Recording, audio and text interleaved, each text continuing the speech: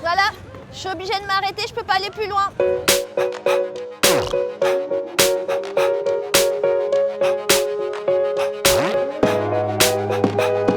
Les pavés, ça roule pas.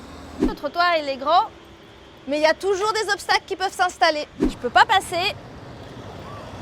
C'est compliqué. Les caniveaux, l'eau reste stagne. Et elles finissent où? Sur mes mains.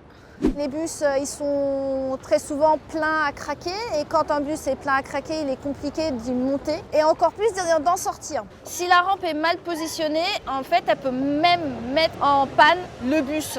Et ça m'est arrivé plusieurs fois de mettre les bus en panne. Donc ce qui fait qu'en fait, les chauffeurs de bus, des fois, ils n'aiment pas spécialement prendre des personnes qui sont en fauteuil roulant en fait, dans leur véhicule.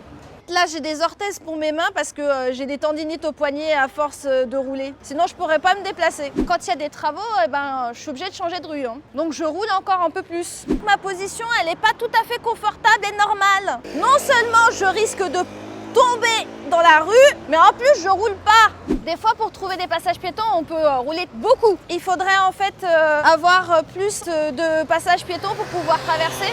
Sur Paris, en fait, il n'y a que 9 stations qui me sont accessibles sur 300, ce qui fait que 3%.